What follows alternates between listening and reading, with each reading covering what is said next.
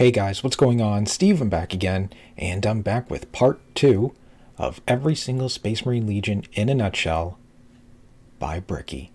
If you haven't seen my part 1, I suggest going and checking it out. Alright, let's not waste any more time and jump right back in.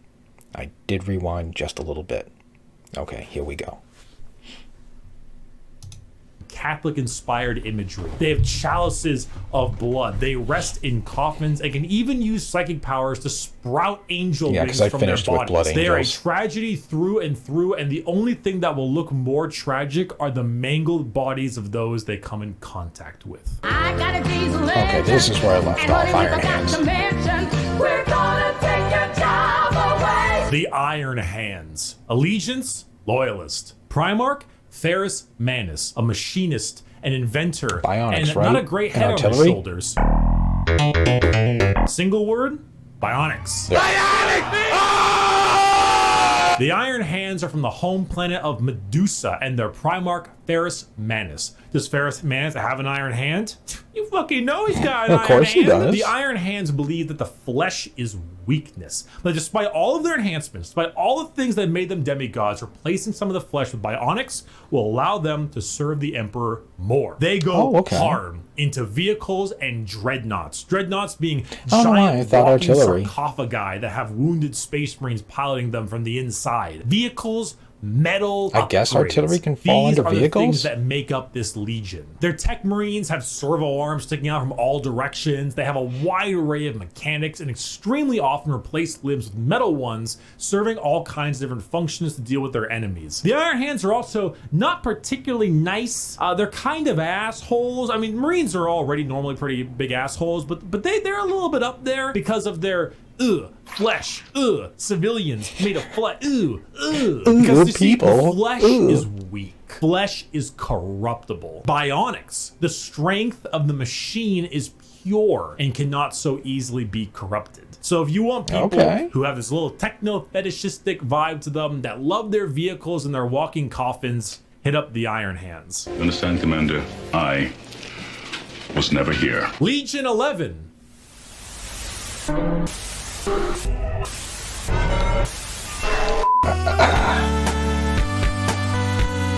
What 11th Legion? Why, hello there. I have returned from touching grass. I know. I'm pretty cool with the grass touching. Now let's continue our Warhammer lecture. Okay, where do we leave off? My jammies! Okay, so what's going on here? I am a super sandwich! The World Eaters. Allegiance, heretic. Primarch, Angron, a butcher, a slaughterer. Like extremely, earth-shatteringly, unreasonably. And his models look Single word descriptor, anger. Hey you!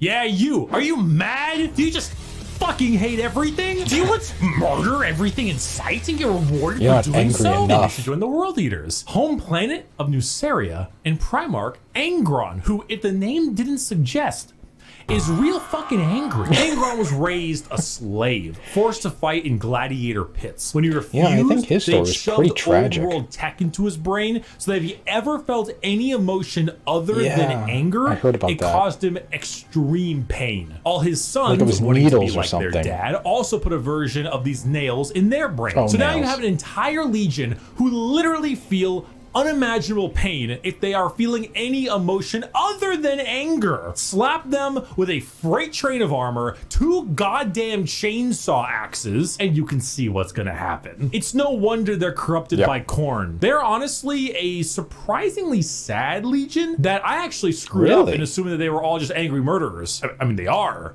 But they didn't start out that way. Their corn corruption degraded their intelligence, their free will, and made powerful warriors into arguably even more powerful warriors, but blunt, like frothing at the mouth psycho warriors. The World Eaters, like I mentioned in the Space Wolves, they wear their concept on their sleeve. They are angry, they want to kill things, they want to kill you, and maybe some of their friends, and that's the faction. They're red, they're mad, they're gonna run at you and cause death. If you like that, you play the World Eaters. Or you like it because they were, you know, at one point a lot better than that. Most of Warhammer was a lot better than that. I was once a lot better than that. That was when I was in college. I didn't finish college, and neither did Angron. Here we go. Ultramarines. Hail, Caesar. If it's not done by sunrise, I'll cut your balls off. The Ultramarines. Allegiance, Loyalist. Primarch, Rabute Gilliman. That's how it's said. An Analyst, a Diplomat, a Blueberry Boy Scout. Single word descriptor, duty. When you see Space Marines on a box or just Space Marines in promotional material, notice how they are always colored blue. These are the blue Space Marines. These ones here, the Ultramarines, who hail from the world of Macrogg with their Primarch. Which is pretty much why I never played them. When I first got into it, I don't remember which, they had like a little demo station in the store and stuff like that where it was, just like a quick 5-minute easy game. You just kind of showed off the general rules and stuff like that. I forget which box set it was. It wasn't Battle for Macragg because that came out when I was working there. It was the one before that. And then, of course, when I went into the store and stuff like that and started looking around and looking at the Space Marines, like, wow, there's a lot of blue Space Marines. It was on everything. So I was just kind of like, well, I don't want to play these guys because they seem very popular and it seems like probably everybody plays these. So that's why I kind of went to the Dark Angels, just because I didn't see any, like Dark Angels or anything really else on the packaging, and that's what just turned me away from Ultramarines, just because it's like it's on every single box, so it's like these guys must be extremely popular. Everybody must play these. So Rabute Gorilla Man. Ultramarines are the white bread of Space Marines. The grilled chicken with salt and pepper. This is by no means an insult. They are plain Jane, but that's also because they are so goddamn good at their job. Their skill for warfare is paramount, but so is their ability for leadership. Gilliman for a while was a damn boring Primarch for all the reasons he was great, because no matter how hard you try, you don't win a war without logistics, without supply lines, without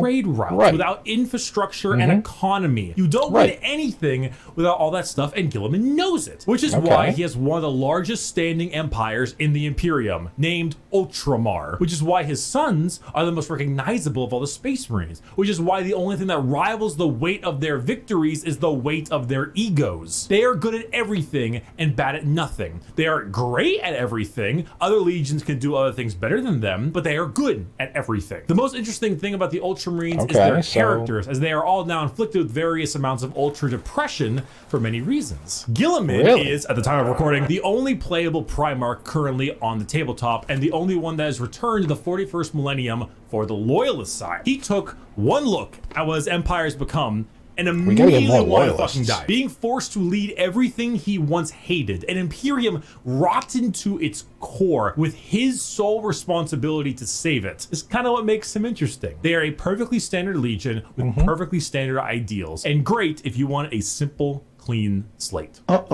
Stinky. Ooh, funny here we go. poop. Death Guard. Poop funny.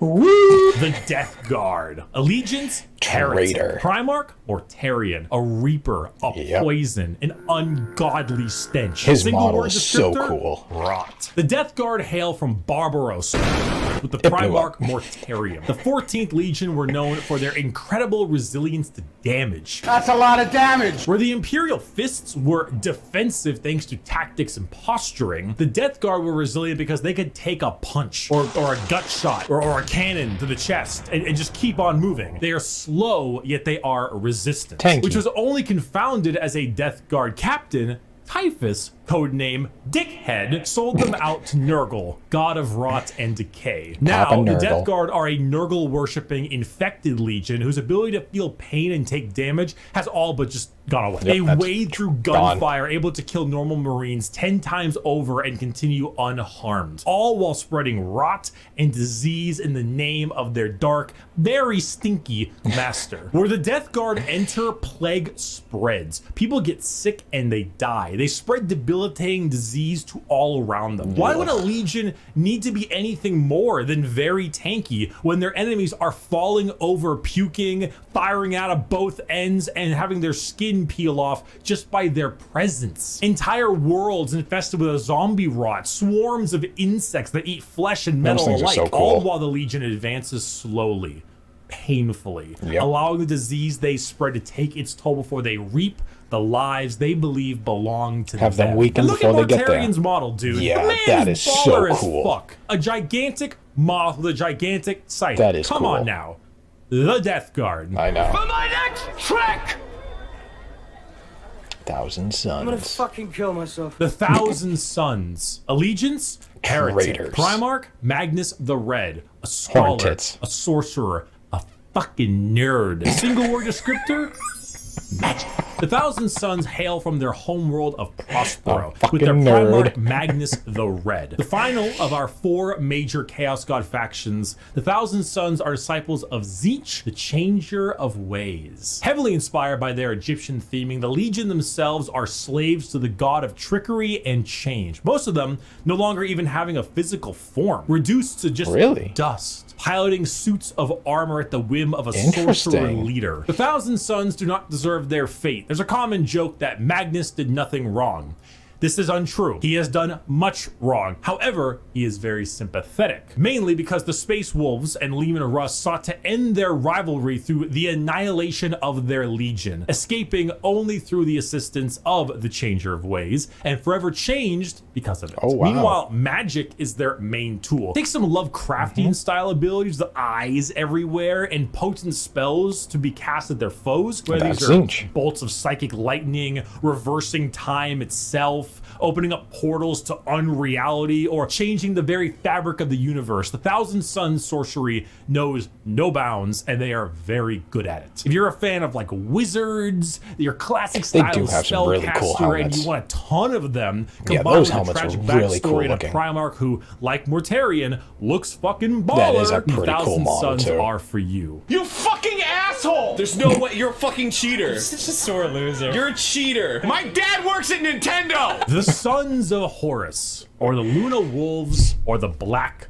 Legion. Allegiance, Heretic. Primarch, Horus, a warlord, a treasured friend, or the traitor himself. Single word descriptor, assault.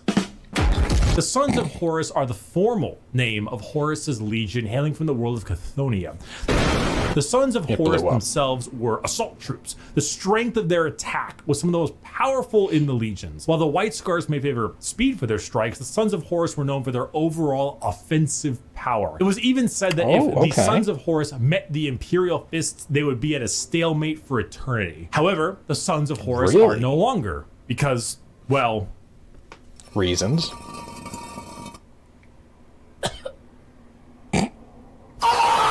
They are now instead the Black Legion, led by Abaddon the Despoiler, who claims to succeed where his father failed. The Black Legion are still an offensive and assault-based force, but they act much like the Ultramarines, but for chaos. Your standard black and brass Space Marine, who are known for recruiting in all different kinds of avenues. Anyone can become a member of the Black Legion. Anyone can swear allegiance to the War Master. You gain favored by not just one, but all 4 gods equally. Because you're Their famous line, "Let the galaxy burn," is the best way to describe it. It doesn't matter what the outcome is. So long as the Imperium dies, the Black Legion has done its job. They are a legion formed from hatred and spite, with a clear goal in mind. As the Dark Gods are calling, and the Black Legion are sure to answer. Hello.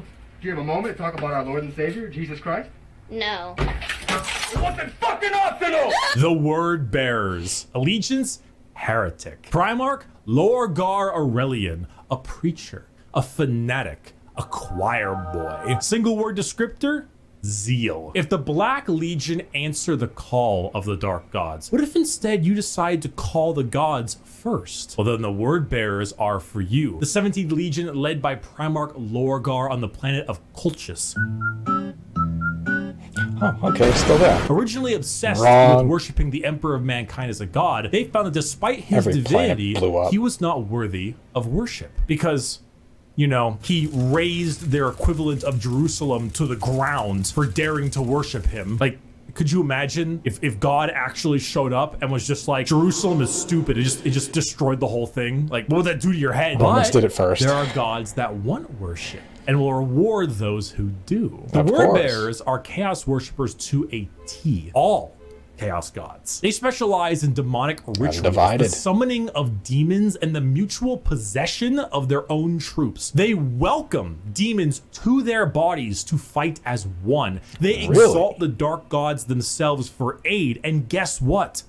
They answer. In the world of 40K, Satan doesn't just call you back. He hops in his GT Mustang and he crashes on your couch. In the world of 40K, your rituals will end with genuine results. The word bearers know this. They know through sacrifices, through devotion, through dark baptism, the gods will answer and they will be rewarded. So they use it. They bring forth demons. They bring forth possessions. They bring forth the power of the neverborn, the damned, and those that hide in the dark to bear against the Imperium. Lorgar sits there, smiling, as the truth he always knew, the existence of gods and the importance of faith is a reality. It is a tool he is using to rend the galaxy. Dear Sir Stroke Madam. Salamanders. Fire! Exclamation mark. Fire! Exclamation mark. Help me. The Salamanders. Allegiance, Loyalist. Primarch, Vulcan. A Forge Master. A Behemoth. A very huggy boy. Single word descriptor, fire. The Salamanders hail from Nocturne, a volcanic planet home to their Primarch Vulcan. They are the largest of the Space Marines, not due to numbers, but rather size. Vulcan he is an enormous slab of beef, by far the largest of all the Primarchs. However, don't let his size fool you, as he is also the kindest. Salamanders have the juxtaposition of looking frightening, being larger than other Marines, while also boasting an ashy, coal color skin and blazing red eyes, while simultaneously carrying around all manner of flame weaponry. So your average civilian might be spooked, but in reality, they are by far the kindest of all the legions to those civilians. Vulcan believes that to safeguard the Imperium is to, at the end of the day,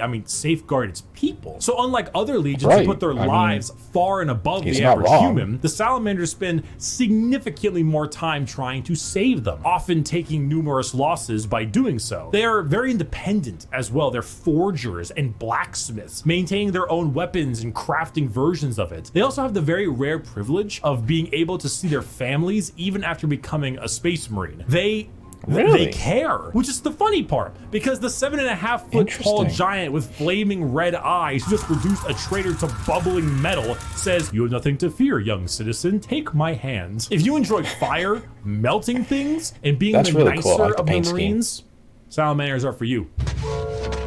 Raven Guard. Sneak attack!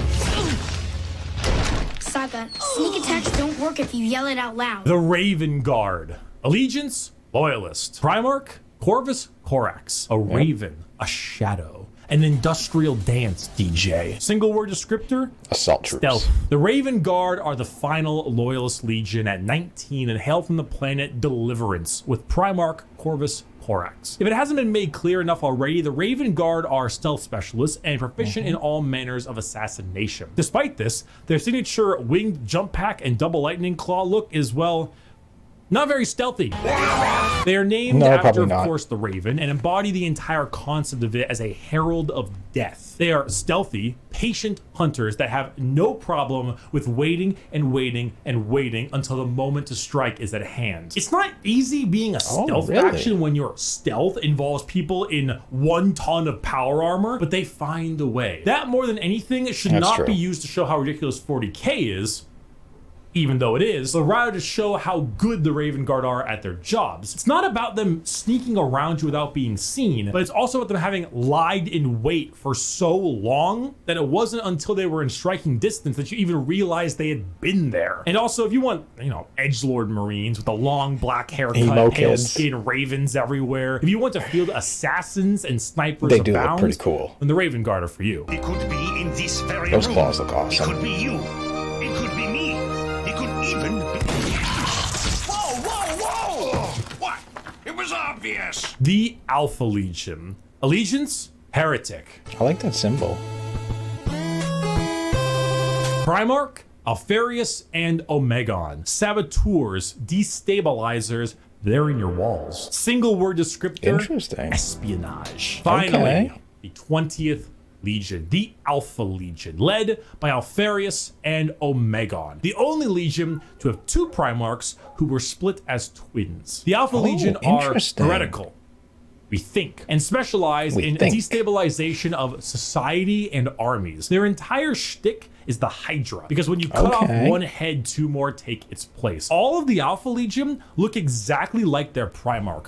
Olive skin, shaved head. All claim to be Alfarius. All are liars. They make the largest use of sleeper cells and cultists in the Chaos Space Marine factions because it's extremely easy to take over a planet when you poisoned our water supply, burned our crops, and delivered a plague unto our houses. Where the Raven Guard use stealth and sabotage to eliminate their enemies, the Alpha Legion prefer to weaken them over time with sleeper agents, impersonations, basically anything you can imagine from a hardcore spy movie or Cold War level espionage. Being Alfarius is not only an honor, being Alfarius is a requirement. There's a story of someone chasing down an Alpha Legion agent for years upon years, and when they finally catch up with them and they see that the agent is wearing the same face as their pursuer, because this was the plan all along, to kill him and take his spot. We're talking facial reconstruction surgery, we're talking hacking, we're talking political assassination and impersonation, everything. They are Space Marines in name only, because being a strong stoic warrior is not what the Alpha Legion is interested in. In fact, the Alpha Legion is interested in you not even knowing that the Alpha Legion is a thing. I am Alfarius. You are Alfarius. We are all Alfarius in his Lord's glorious army. Thank you everyone so much for watching this video. I hope you learned a little something. I hope if you were on the fence about what Space Marines you wanted to field, you would now have a better idea of what you want to play. Buy my Gamer Sub Shaker. It's on sale. It's on pre-order. It's ready to go. Just get it. Just get it. Use code Bricky. It's in the description. Just get it. And a huge thank you to all of my patrons over on patreon.com/Bricky and the members on the YouTube channel. Your names are here. I thank you a ton. You are all very generous. And I need to answer a question. Have you ever attempted to touch grass but end up touching the Destiny 2 loading screen? Oh, damn it. Yeah. So? Come on. Obviously, you're a skater. Okay, so there we go. There is part 2. That was really cool. That was very interesting. I learned actually quite a bit. Some stuff I didn't even really know, you know.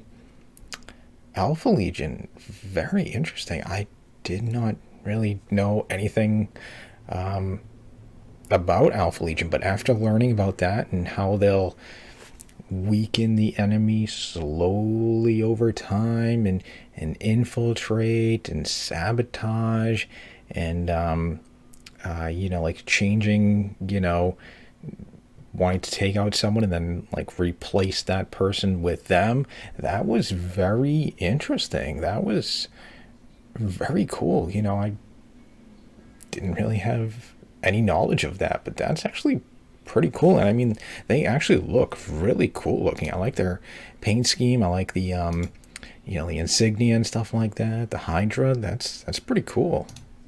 Yeah, they look pretty badass looking. You know, the paint scheme is pretty cool. I'm trying to see if I can find some good pictures and stuff like that. Yeah, like that looks pretty cool. I like the helmet and stuff. They're pretty interesting, and that's pretty cool having 2 Primarchs. Really, well, I knew about the 2 Primarchs and stuff, but the rest of the stuff I did not know. But yeah, this was very cool learning about all these other ones. I didn't know that Salamanders were actually much taller than regular Space Marines. I did not know that. So what is it? Something from their gene seed? That makes them, looks like at least a good foot taller than regular Space Marines? That too? I did not know that at all. So it was very cool learning about a lot of this stuff. The demons, yep, I knew a little bit about that. I didn't know about them. you know, inviting them into their bodies and stuff like that. I didn't know that, so that was very cool learning about that. Yeah, I actually learned quite a bit. Oops. But yeah, once again, this was another awesome video, man. Bricky's videos are just so good. You know, the information, the entertainment, the jokes are just great, you know. I really hope he does, you know, more videos, you know. I don't know, maybe goes a little bit more into depth into like certain chapters or you know, just anything at all. Lore videos would be cool. I know some people were saying he has like a podcast. Yeah, I think that's what some people were saying in the comment section of the first video, is that he has a podcast. So I will have to check that out. Can't really react to a podcast, but yeah, you know, I hope he does, you know, more 40K videos like this, because like I said, they're awesome. Like, this guy's got to be really fun to battle against. Just playing a match against him, I bet would be so much fun. I'm sure he'd crack like so many jokes and so many puns, and it just seems like a really cool dude. But yeah, so there we go. There is part 2 of every single Space Marine Legion in a nutshell. So there we go. So I do have a couple other videos I am going to watch. I'm going to do the, where was it in the beginning? Oh, I don't remember where it was. It was in part 1. What was it? That little animation. Damn, I can't remember exactly where it was. The little animation video. I think it was what? Iron Hands, Imperial Fists, I believe. The little, yeah, I don't remember where it was.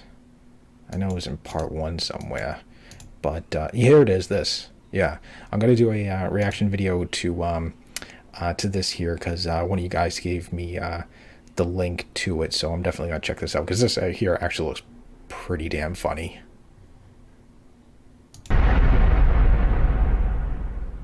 Hey, that could have killed me. Hey guys, we missed! Get another! Dorn and So that looks very interesting. So I got the link to that. I'm definitely going to do a reaction video to that, because that just looks absolutely hilarious.